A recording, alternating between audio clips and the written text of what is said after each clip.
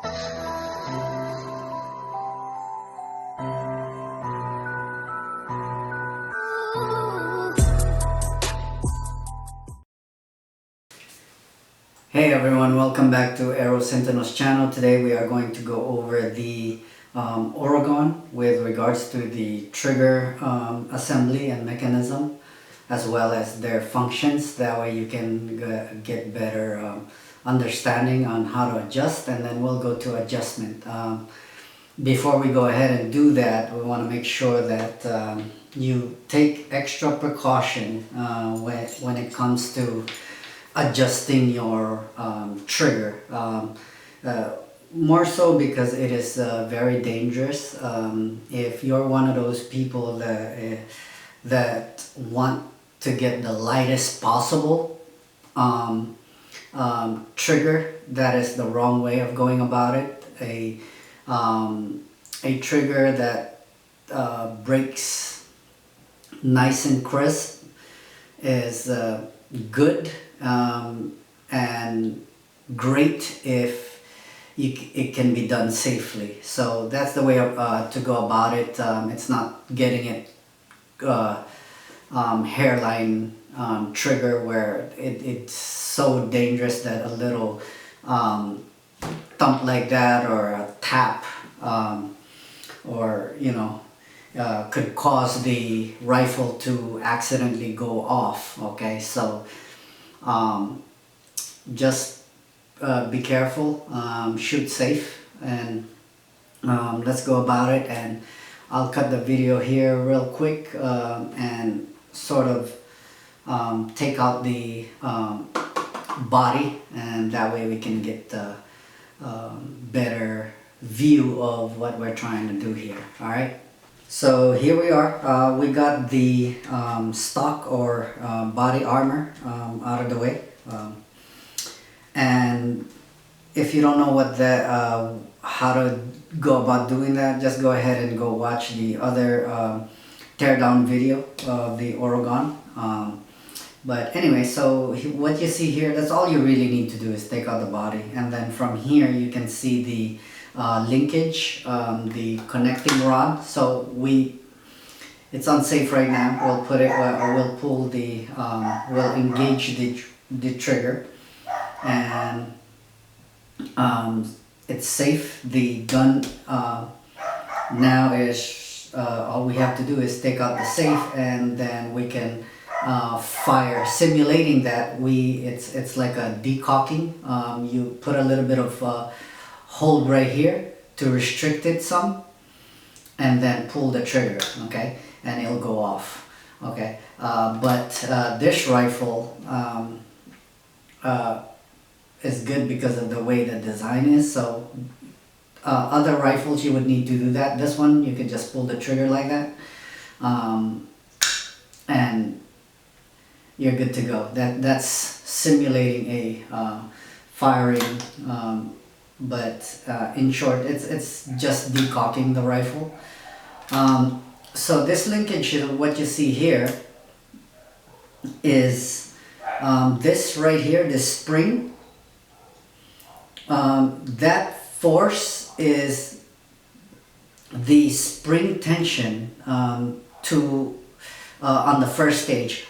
all right here, all what you do here is, in short, everything on the first stage. Of course, you need to do the second stage and mess around with the configuration for to get your trigger how you like it.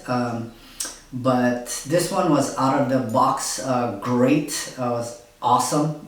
It pulls very light, and the reason why we don't recommend, we didn't get to them for a while now, because the way about it is you don't want to go and out of the box adjust your trigger assembly, because two things happens.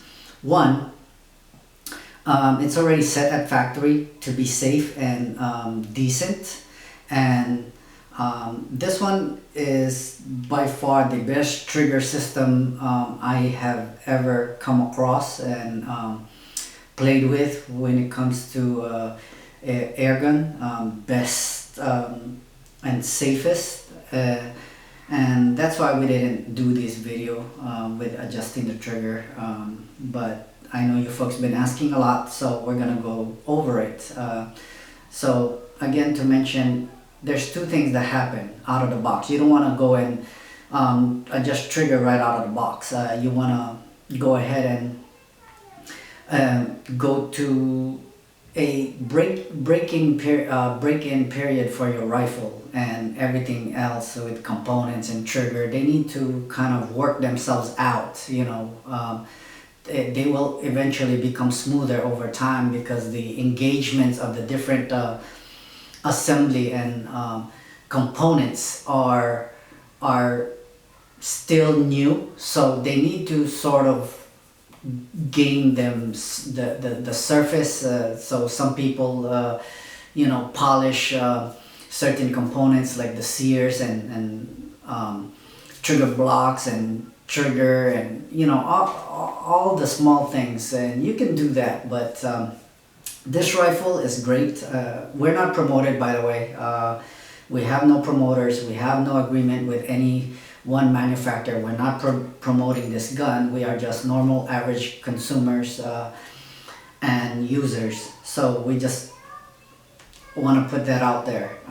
Okay, but this is the Uragan's assembly, where it's so great. I mean, it's so light, it breaks so crisp and smooth. I mean, the action is, I mean, this gun is built like a tank. It's amazing, actually. Best money spent. I mean, top dollar, bang for bang. Nothing beats it out there in the market that I can think of right now. There are some that will come close, but not beat it. There's no way. The accuracy, the assembly, the build quality is just top notch. But anyway, we're going back to the trigger assembly. Right here, this linkage, this connecting rod, what you see here, hopefully the camera here will be able to see. This is the spring tension that causes this to go spring back and forth. And there's a grub screw, which you can use a 1.5 mil to loosen this grub screw. And when you're tightening it, you want to make sure that it's nice and light. You saw how light that was. And this right here is basically a stopper. Okay, so in short, that's a stopper. Now look at this. If I don't put this spring tension, this first stage will not go back. I have to push it back. Okay, so that's what that is. It's and you want to be, what this function is in short, to give you that positive feedback. Okay, and I don't know for you folks, but for us, I don't need to make it that tight. So almost to the very extent of the full length of the spring, I like it just right there, and then that's it. I mean, it springs right back. and it's very light.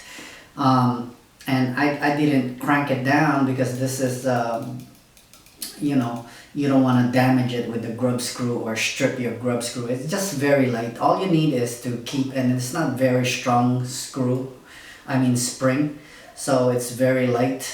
So that's the first stage, basically. And this lock nut screw, from factory, it was pretty tight. So what you need to do is get a plier of sort, and I know some folks say, can I just wedge something in between the fork? No, that you don't want to do that, because you're going to mess the thing up. You just want to grab it and then use a adjustable wrench and unlock that lock nut, and you just want to hand tight it when you're done. All it is to keep it from moving and adjusting and shifting, that sort of deal. But you can rotate it. So, and this first stage is the travel that you're messing with, and you can mess around to with that section, and you know, from, you might want it at the middle, you might want it all the way out, you might want it all the way in. It's up to you how you want to configure it. But that, if you folks are thinking, oh, it's so mushy, it's just a matter of playing around with the configuration, with the different setting, what you want to do. We got all this loose right now, and we spin this connecting rod. That's the first stage, and the portion. Now pay attention, because you're gonna get the 2 millimeter, and right here there's a spring tension right here that's keeping that sear engaged, like in a forward motion. It constantly that spring pushes against that, so it constantly puts a forward motion, so that when the other sear, I'm not sure the proper term, goes out, then it pushes it, and then it lands right on it. And then when you pull the trigger, your trigger pulls this portion of it right here. It pulls that portion of it, and that what pushes this piece right here out of the way, and now it'll disengage the trigger or engage the trigger, depending how you wanna,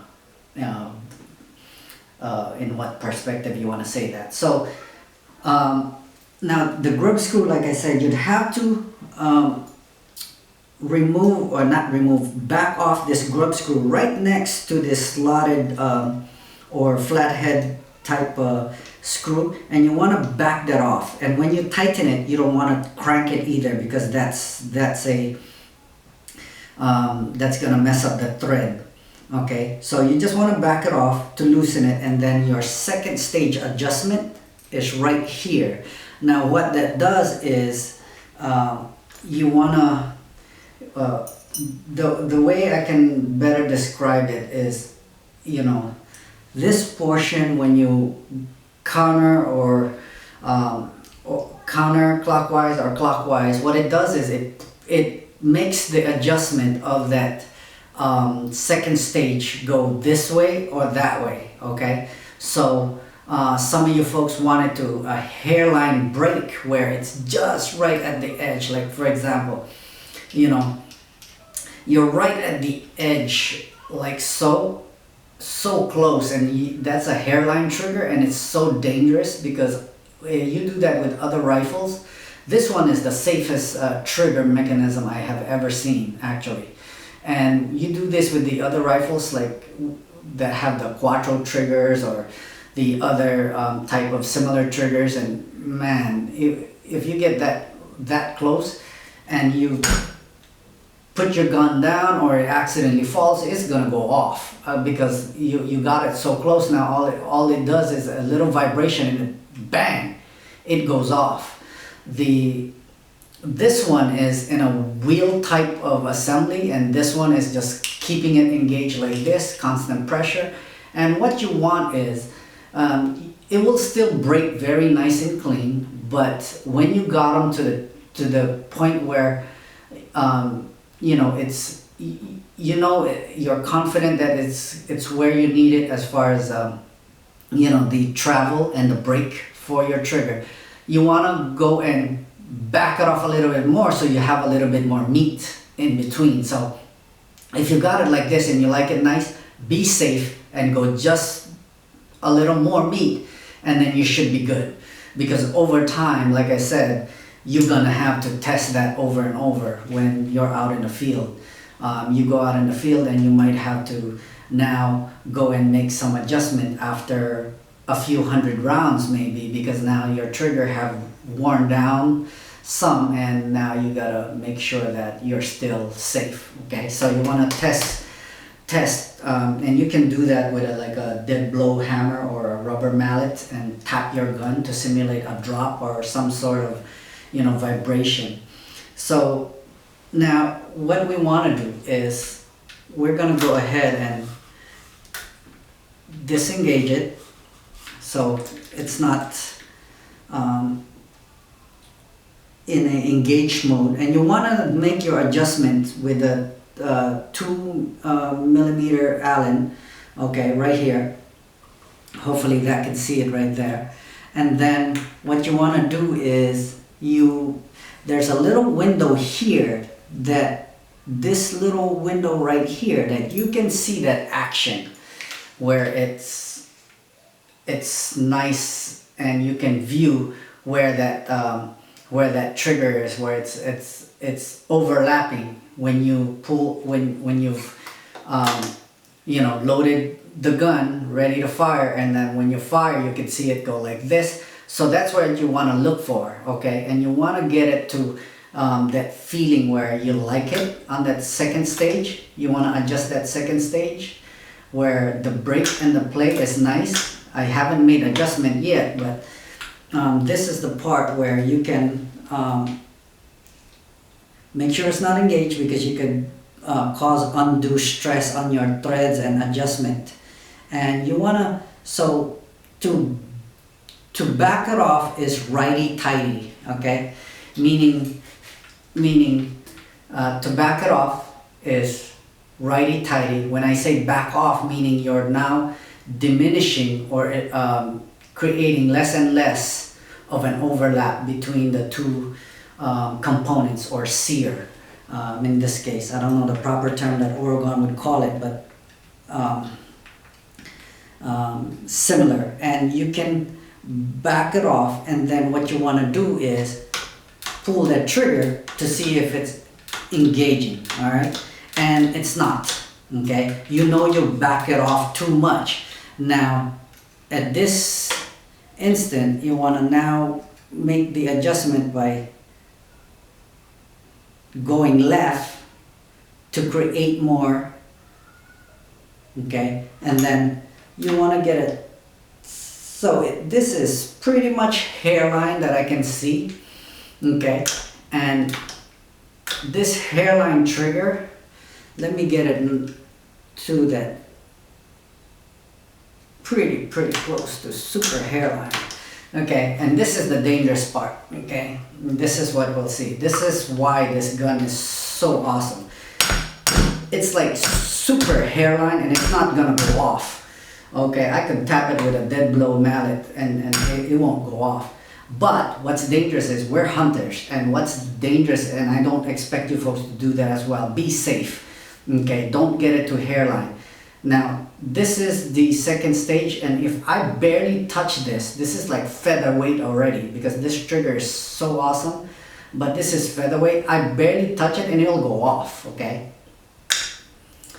I barely touched it just now, and that's what you don't want, is a trigger that sensitive. I barely touched it. I guarantee you I was not even close to 2 ounces. possibly super light, really light. That's dangerous. You don't want to do that. So now, if we could show you what that looks like, I don't have my phone with me, but it's so close, like literally it's like at the edge when you engage the trigger. It's like right at that edge. Okay, we're gonna cut it here, and then I'll adjust it to how I like it, basically, because I know I'm gonna run out of memory. I gotta put in a new memory card. So I'll cut it here. I'll show you how I adjust this trigger now that I messed around with it. Okay, so hang tight, and because I know my battery is low here on the GoPro, so bear with me. I'll get this sorted, and then I'll show you that process is how I make that adjustment now that I messed around with it so much. I don't know where I like it. I know I don't like it like this. This is dangerous. Okay, so everything is loose, and now we're just gonna make some adjustment. All right, so here we're gonna make some adjustment now. Sorry about the cut in the video. It's because I knew my battery was dying, and the memory on the main camera is loose. So we're gonna make an adjustment real quick. And as I said, this is this is super light trigger. I mean, it's just barely touching it and it goes off. And as hunters, that's something that you don't want, because you could be out there in the brush and thick of the forest, and a little branch or leaf or something touches that thing and it's going off accidentally. But you do this with any other gun on a hairline trigger adjustment like that, it's going off. This gun is very safe because of the design. It's almost like a circular motion. It's complicated, yet it's simple. Complicated as in the component design and assembly, but it's very simple, which is very interesting. So now that we got that sorted, we want to address that issue by first, you see I didn't make any adjustment on that. Oh, see, it just goes up. I didn't make any sort of adjustment yet, and viewing this window, you can see when you engage it, like I said, you can see that it's almost like point to point. I mean, that's how sensitive that trigger is now. So just a little bit of push and it's going off, just barely touching that thing, and that's what you don't want. So we want to disengage it. Now we want to go counterclockwise to increase that trigger, where we know we got a good enough amount of meat to be in relation to that other trigger, so there's a grab, not almost point to point like this. So what we want to do is, like I explained, where we were almost point to point, so that it was like hairline trigger sensitive.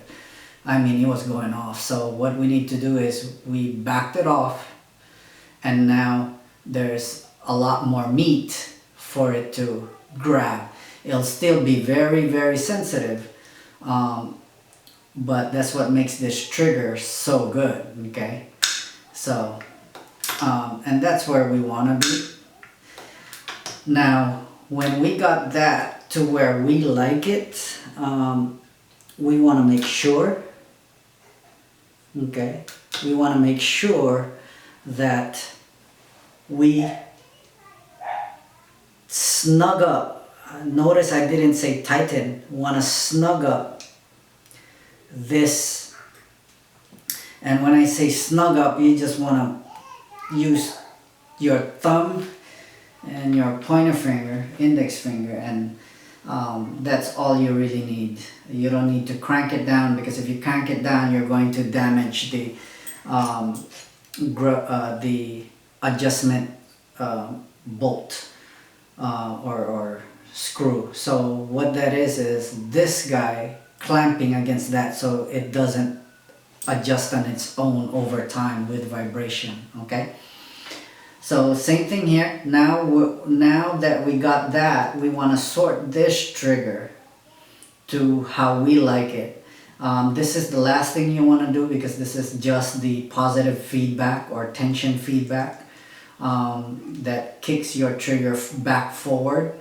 So this is the last. We want to adjust this connecting rod by turning it all the way counter to adjust the length of pull, okay, between the on the first trigger. Okay, so when this is just a micro adjustment here, when you turn it like this, it's when I say micro, you barely can tell the differences. When you've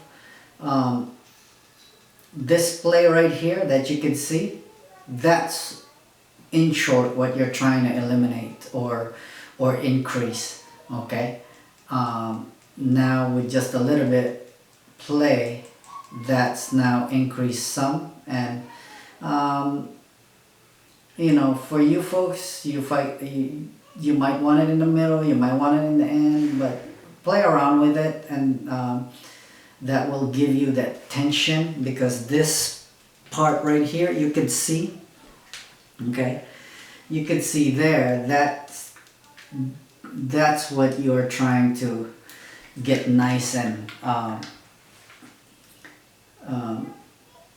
minimal movement, nice and taut, I guess, is what you want. And you play around with that until you got all the components where you like it.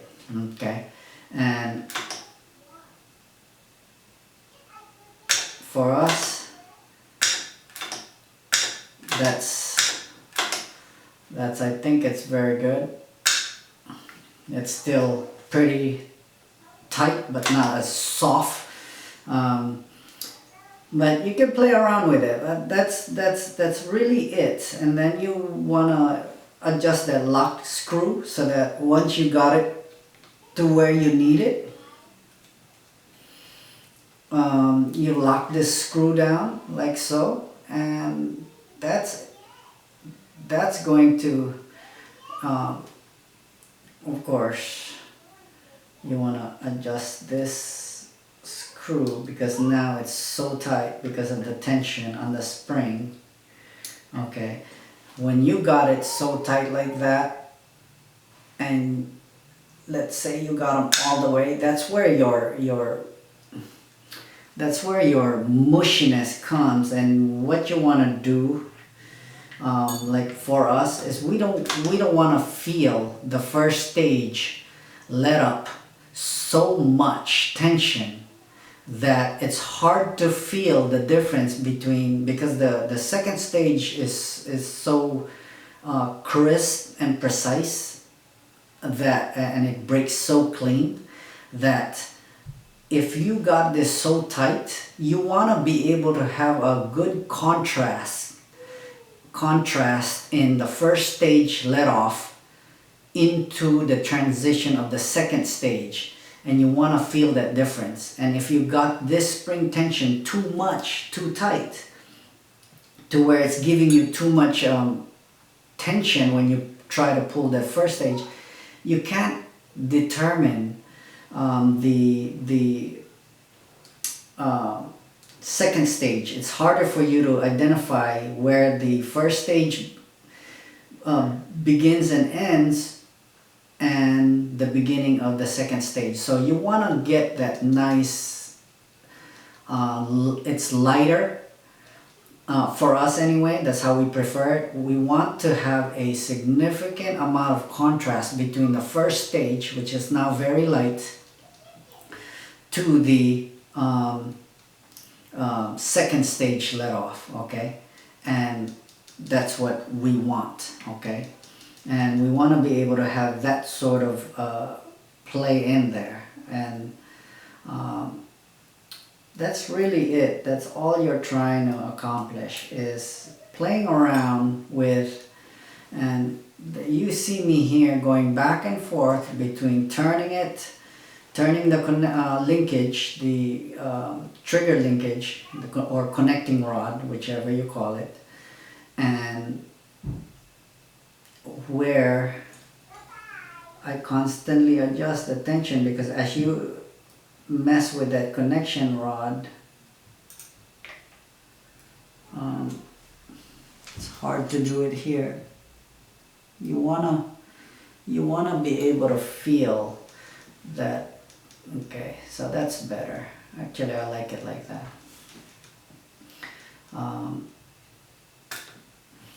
And that's the travel that you want. For us, it's nice. You can feel where the first stage ends and the second stage begins, and that's where we want it. Okay, so if you were messing around and you can feel that here,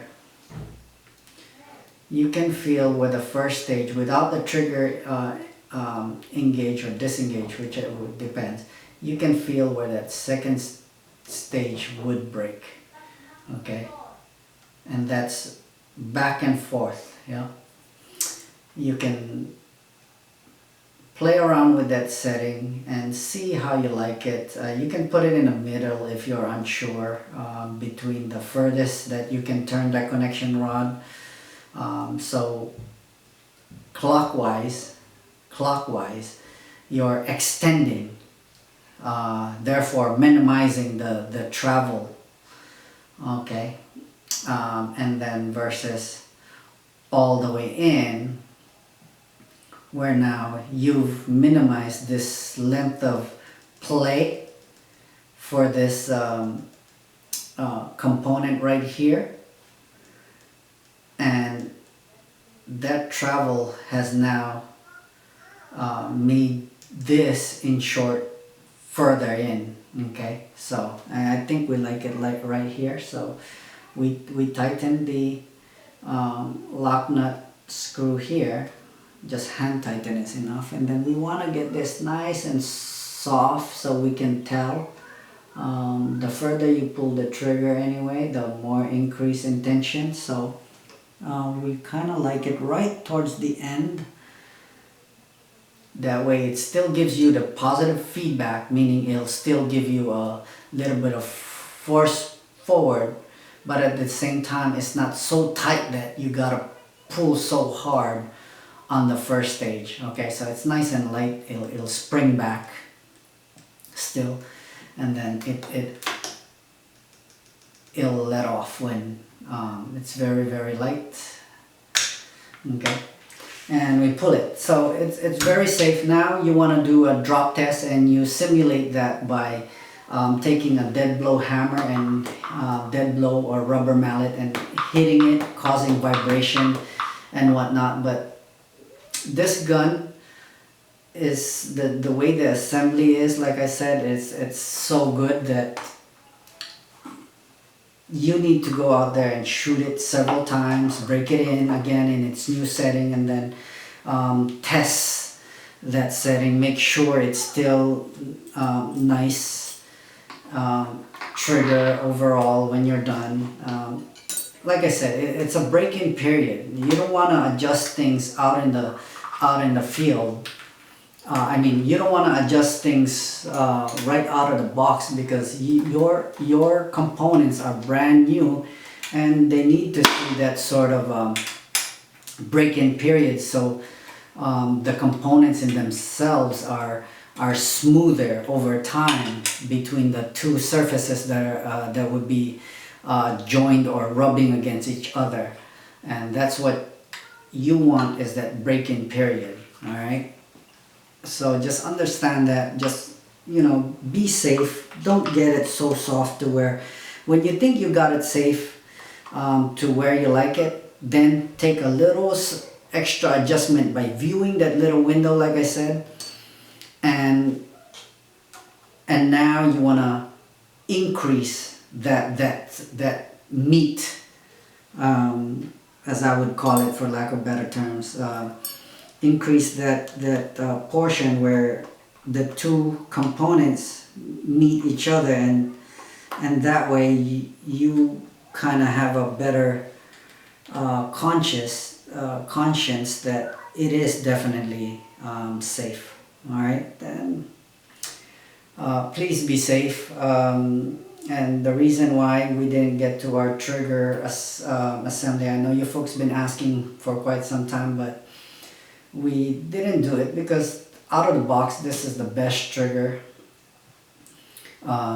we've ever felt. It was adjusted very well, but now that there's a break-in period that now has changed some, it's actually softer than after the break-in period. It's actually softer than we feel safe about it, because guns can fall, especially we hunt, so we want to make sure that it's in a completely safe, and our conscience is free of, oh, is it too dangerous, is it, you know, that sort of deal. And you just want to make sure that it doesn't go off on you, but you want it to be crisp, that way you get the best performance and feel or experience for your rifle. All right, so that's the Uragan for you, with the adjustment. Hopefully that could give you folks some good information with regards to the trigger assembly, how they work between one another. Again, don't forget your grub screw. Do not make adjustment the grub screw on the second stage. Get that sorted first. Loosen it before you make adjustment, otherwise you're gonna screw up your adjustment screw for your second stage. And then when you're done, you just want to snug it up, all right? And then mess around. When you got your your second stage, it's actually reversed. You're adjusting the second stage first to how you like it, and then micromanage the first stage let off, okay, to where the amount of play and the amount of tension. And it's the adjustment on the first stage, excuse me, the adjustment on the first stage is so simple, and it is very minimal because it's already great, but again, the tension of that feedback is what you want to pay attention to. You'd want a significant contrast between the first stage, so you can feel the difference when the second stage is coming in, especially because the second stage is so light and crisp that if you create so much positive tension on the first stage, you won't know where your first stage let off ends and transition into your second stage, which could cause you to give inappropriate shot placement, okay, because when you don't know where that is. So you just want to be able to get that feel, that light feel, and then break your second, okay? So that's it. Hopefully that addressed some of the